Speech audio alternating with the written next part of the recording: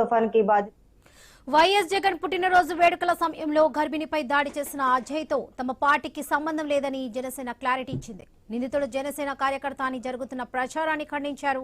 అజయ్కు party సభ్యత్వం లేదని Kadiri Janasena incharge Bhairav Prasad ప్రకటించారు. వైసీపీ నేతలు చేస్తున్న ప్రచారంపై ఆగ్రహం వ్యక్తం చేశారు.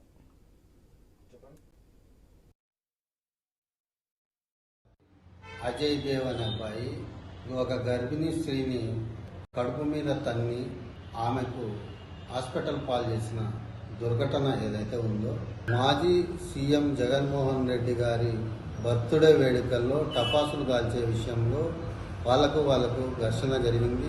ఆ అబ్బాయి ప్యూర్గా వైసీపీ కార్యకర్త అని చెప్పి కదిరి జనసేన పార్టీ తరఫున ఒక ఇన్ఛార్జిగా నేను తెలియజేసుకుంటున్నా. అజయ్ దేవ్ అనే అబ్బాయికి మా పార్టీకి ఎటువంటి సంబంధము లేదు. మా పార్టీలో ఎటువంటి సభ్యత్వం కూడా లేదు. ఏదో కావాలని వైసీపీ వాళ్ళు ట్రాప్ చేసి ఒక వివాదాస్పదమైన దాన్ని దృష్టిలో పెట్టుకొని ఆ అబ్బాయికి జనసేన పార్టీకి సంబంధం ఉంది, జనసేన కార్యకర్త అని చెప్పేసి పొద్దున్నుంచి ఏవైతే వైసీపీ సోషల్ మీడియాలో కానీ మేము తీవ్రంగా ఖండిస్తున్నాం.